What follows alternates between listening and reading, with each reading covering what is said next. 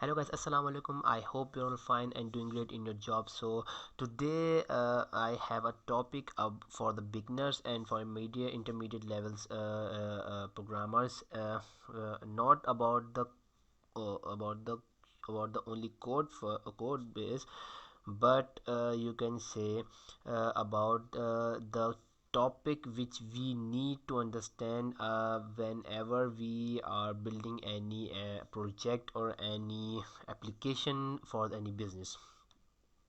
So basically there are three approaches which we can follow, uh, for starting for any business, as a you can say website or mobile applications or anything else. So what are the three approaches? The first one is model based, say the second is database first approach, and the third is code first approach. So what are them, इसके बारे में देखते हैं. तो सबसे पहले अगर मैं बात करूँ मॉडल फर्स्ट अप्रोच के बारे में, तो ये अप्रोच अगर मैं एक स्पेसिफिक लैंग्वेज से बात करूँ, जो मैं रेफरेंस दूँ, तो सी शार्प अगर किसी ने यूज़ करी और ना भी करी तो कोई समझता नहीं, नेट के ऊपर आराम से. सी शार्प के अंदर एक होता था हमारे पास विजुअल स्टूडियो. विजुअल स्टूडियो हमें क्या करता था, एक अप्रोच देता था कि आप मॉडल फर्स्ट अप्रोच से काम करें. अब मॉडल फर्स्ट अप्रोच क्या है? मॉडल फर्स्ट अप्रोच ये है कि भाई आपका एक बिज़नेस है, छोटा सा स्मॉल ई कॉमर्स का बिज़नेस है. क्या करो आप, मॉडल बनाओ उस बिज़नेस का. मॉडल कैसे बनाओ? आप बनाओ अपने डायग्राम्स, बेसिकली डायग्राम्स के जरिए मॉडल बनाओ कि ये जो है वो यूज़र का डायग्राम है, यूज़र के टेबल की डायग्राम है, ये यूज़र के मॉडल की डायग्राम है, ये एंटिटीज़ हैं उसकी, सही है, ये जो है वो नोटिफिकेशन की है, ये प्रोडक्ट्स की है, एसक्यू की है, वेरिएंट्स की है, रिव्यूज़ की है. इन सब चीज़ों का आप मॉडल्स बना के रख लो, एंटिटीज़ बना के रख लो कि क्या क्या एंटिटीज़ होंगी इस मॉडल के अंदर, क्या क्या क्लासेज होंगी इन सब चीज़ों की. ठीक है, ये एज अ विजुअल आप जो है वो बना के रख लो. अब वो टूल क्या करता था? वो टूल ये करता था कि आपके उस मॉड्यूल को कन्वर्ट करता था डेटाबेस के अंदर एंड कोड के अंदर. डेटाबेस के अंदर ऐसा करता था वो कि वो आपके रिलेशन बना देता था टेबल्स के अंदर. ठीक है, उनकी एंटिटीज़ को क्रिएट कर देता था, क्यूरीज बना देता था, अपडेट डिलीट क्रिएट की, इन सब की. और आपकी जो है वो कोड की बेसिक बेसिक स्ट्रक्चर खड़ा कर देता था, क्लासेस का, इंटरफेसेस का, इस तरह की चीज़ों का बेसिक स्ट्रक्चर खड़ा कर देता, जिससे आपको जो है वो थोड़ी आसानी होती थी कि ऑब्वियसली हमारे पास डेटाबेस बन गया है, चलो ठीक है, डेटाबेस बन गया है, क्यूरीज बन गई है, एक बेसिक कोड का स्ट्रक्चर भी खड़ा हो गया है, ये सब चीज़ें हो गई हैं, तो अब हम जो है वो एप्लीकेशन को आगे बढ़ा सकते हैं. ये इसके बेनिफिट्स थे, क्योंकि हमारे पास कोड का हमारे पास जो है वो शुरू से नहीं लिखना पड़ा, हमें डेटाबेस शुरू से नहीं लिखना पड़ा, वो उसने खुद ही बना के दे दिया, क्यूरीज भी और कोड भी. ड्रॉबैक्स, ड्रॉबैक्स क्या आते हैं इसके अंदर कि अगर आप मॉड्यूल फर्स्ट अप्रोच से काम कर रहे हैं तो इसके अंदर कभी कभी ये होता था कि अब क्यूरीज ऑटो जनरेट हो रही हैं. जब क्यूरी ऑटो जनरेट हो रही हैं तो इन केस कुछ गलती की वजह से, उस मॉड्यूल की गलती की वजह से, अगर वो क्यूरीज जिन्होंने डाटा इंसर्ट किया था वही क्यूरीज जब डिलीट के ऊपर चलती थी तो वो कुछ या अपडेट को देती थी तो वो डाटा को जो है वो लॉस भी कर देती थी. गलत क्यूरीज या गलत मॉडल, थोड़ा सा गलत मॉडल की वजह से वो क्यूरीज जो है वो एक रॉन्ग वे में बिहेव करती थी और उसके डाटा लॉस का ख़तरा रहता था. ठीक है.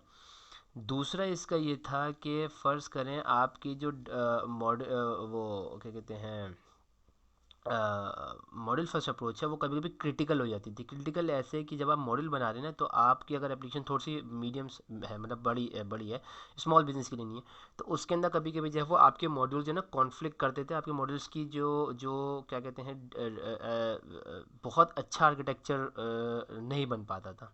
आप इन सेंस में अगर मैं बोलूँ तो उसके लिए आपको जब वो आर्किटेक्चर बहुत अच्छा आपको समझना चाहिए कि इस मॉड्यूल का मैं इस एप्लीकेशन का आर्किटेक्चर कैसे बनाऊँ, तो वो मॉड्यूल फर्स्ट के लिए थोड़ा सा फेल हो जाता था. तो वो एक इसके ड्रॉबैक्स भी. तो स्मॉल बिजनेस के लिए बिल्कुल ठीक है ये, जिसके अंदर आपके पास इतना ज़्यादा क्या कहते हैं, इतना ज़्यादा आपके पास है ना, हर चीज़ का स्कोप नहीं है. अपनी बिज़नेस के अंदर एक लिमिटेड बिजनेस है, उसका लिमिटेड स्कोप है, उसको आपको बनाना है. तो ये होता था मॉड्यूल फर्स्ट अप्रोच. अगर मैं बात करूँ दूसरी डेटाबेस फर्स्ट अप्रोच की, उसके अंदर क्या होता है डेटाबेस अप्रोच के अंदर कि फ़र्ज़ करें आपके पास एक स्मॉल बिजनेस है, आपको जो है वो डेटाबेस आपने पहले बना लिया.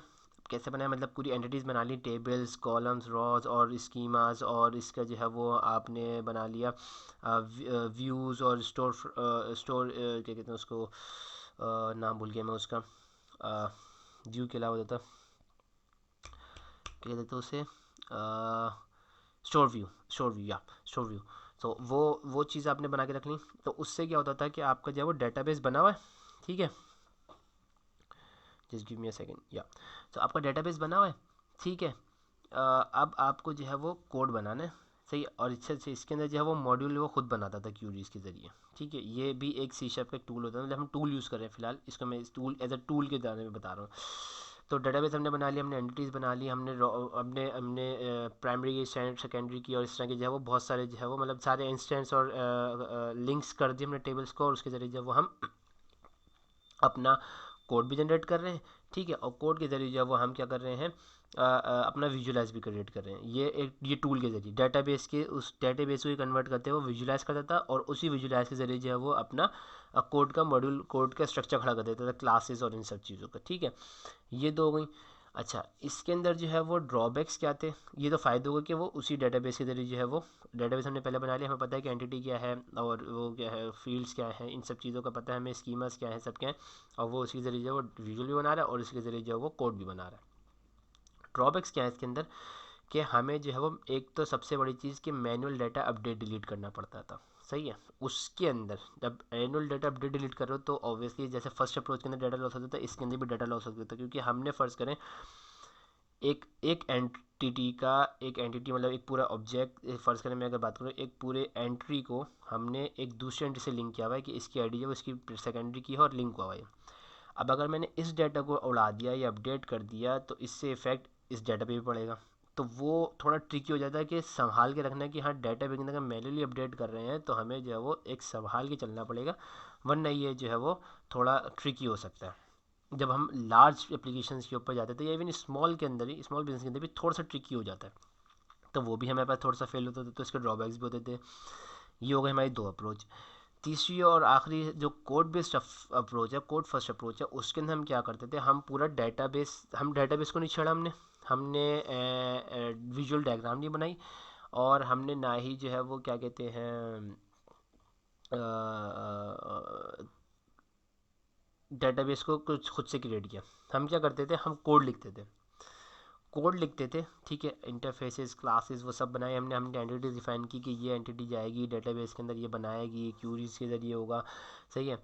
तो ये सब हमने कर लिया, इससे जो ना हमारे पास एक अच्छी चीज़, एक मतलब एक अच्छी चीज़ बोलूँगी, एक एडिशनल एक लेयर ख़त्म हो जाती विजुअल के लिए, विजुअलाइजेशन के लिए। वो सिंपल हमने कोड लिखा, उस कोड ने जो है वो एंटिटी बना, एक पूरा जो जो टूल है उसके अंदर गया, उसने जब उस टूल के जरिए वो पूरा डेटाबेस बना दिया।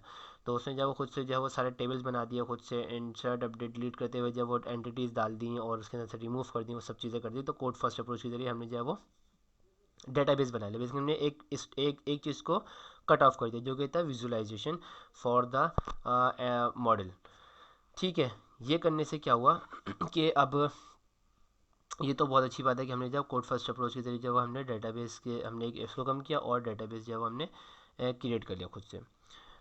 अब इसके अंदर होता ये था, इसके भी ड्रॉबैक्स हो सकते हैं, वैसे ड्रॉबैक्स होंगे इसके। वो ड्रॉबैक्स क्या थे, है कि हमें जो वो ORM प्रोग्रामिंग की लैंग्वेज बहुत अच्छे से होनी चाहिए, सही है। दूसरी चीज़ ये आती है कि फ़र्ज़ कर मेरे पास एक large amount of data sets जमा हुआ है। अब मुझे कोई फील्ड्स ऐड और डिलीट करनी है, ये मतलब जब कोड हम जैसे जैसे बिजनेस को हम क्या कहते हैं लिखते जा रहे हैं उसकी लॉजिक्स को, तो हमारे कभी कभी ऐसा होता है कि हमें फील्ड्स ऐड करनी है, हमें ये दूसरे टेबल्स के अंदर ऐड करनी है, इस तरह से हमें रिलेशनशिप बनाए, तो उसके अंदर कोड फर्स्ट अप्रोच के जरिए जब हम डेटाबेस को नहीं छोड़ सकते, तो हमें कोड फर्स्ट अप्रोच के जरिए जब कीज़ को अपडेट करना पड़ता है, कीज़ ऐड करनी पड़ती हैं इस तरह से, तो वो डाटा के अंदर थोड़ी इनकन्सिस्टेंसी आ जाती है, तो एक डाटा में ये कीज़ है दूसरे में नहीं है, तो फिर उसको भी अपडेट करो, तो इस तरीके से जब वो थोड़ा सा ट्रिकी हो जाता है और लेंथी हो जाता है कोड के ज़रिए जब वो उसको अपडेट करना। तो ये ड्रॉबैक है कि हमें सिर्फ कोड से ही हमें उसको जो है वो डेटाबेस को अपडेट करना पड़ेगा, उसके अंदर एंटिटीज़ को या फील्ड्स ऐड करनी पड़ेगी, तो इस तरीके से। तो ये एक ड्रॉबैक है कोड अप्रोच का। अच्छा, अब मैं बात करता हूँ कि what I prefer to choose to do any application start. तो जब भी मैं किसी बिज़नेस को स्टार्ट से करता हूँ या कोई बिज़नेस रनिंग में उसको अडॉप्ट करता हूँ, तो उसके अंदर दो तीन चीज़ें देखते हैं हम लोग। हम जो है वो सबसे पहले तो आर्किटेक्चर बनाते हैं एप्लीकेशन का कि फ़्लो क्या है, सही है। फिर उसके बाद हम डेटाबेस आर्किटेक्ट बनाते हैं कि डेटाबेस का फ्लो चाहिए। हम उसको डायरेक्ट उसको डेटाबेस अप्रोच पे नहीं आ रहा, मैं सिर्फ आर्किटेक्ट की बात करूँ। डेटाबेस आर्किटेक्ट बनाते हैं कि अच्छा ठीक है, मेरे पास एग्जिस्टिंग डेटाबेस ये था, इसके अंदर ये फील्ड थे, ये कॉलम्स थे, ये टेबल्स थे, अब जो हम दूसरा मॉड्यूल ला रहे हैं उसका डाटा आर्किटेक्चर क्या होना चाहिए, मतलब उसके कितने टेबल्स होंगे, उन टेबल्स का रिलेशनशिप क्या होगा, किस पुराने टेबल से होगा, कौन से नए टेबल्स होंगे, वो सारा आर्किटेक्चर बना के रख देते हैं हम। और सेम जो है वो हम बिजनेस लॉजिक्स एक विजुअलाइज बिजनेस लॉजिक बना के रख देते हैं कि ये बिजनेस लॉजिक्स होंगी विजुअलाइज। और साथ ही साथ हम कोड लिखते हैं बेसिकली कि हम जो है वो उस कोड को एक मिनिमम जो है वो कोड लिख लें जो कि एक बेसिक आर्किटेक्चर होगा उस मॉड्यूल के लिए। तो ये तीनों अप्रोच साथ साथ चलती थी कि विजुअलाइजेशन भी चल रही है उसकी लॉजिक्स की, सही है, हमारे पास डेटाबेस आर्किटेक्चर भी बन रहा है साथ साथ, और हमारे पास कोड भी बन रहा है साथ साथ। तो ये तीनों कंबाइन चलती थी, तो हमारे पास कहीं पे भी जो है ना ऐसी इनकन्सिस्टेंसी नहीं रहती थी कि हम जो है वो कोड के ऊपर कर रहे हैं तो डेटाबेस इनकन्सिस्टेंसी रह रही है, मॉडल के तरीके कर रहे हैं तो कोड और डाटा में इनकन्सिस्टेंसी रह रही है। ये हम नहीं करते। तो इस तरीके से ना तीनों को साथ साथ चलाएंगे तो वो एक साथ सही से और आपके आपके लर्निंग प्रोसेस के लिए और आपकी बिजनेस लॉजिक्स के लिए, बिजनेस स्ट्रक्चर के लिए, आर्किटेक्चर के लिए बहुत अच्छी चीज़ होती है। तो या आई होप कि आपको ये वीडियो पसंद आई हो, और आई होप कि इससे कुछ सीखने को मिला हो। If you learn anything from this video please like, subscribe, share and support me about with subscribe to this channel. Thank you. अगले हफ्ते फिर मिलेंगे। अल्लाह हाफिज़।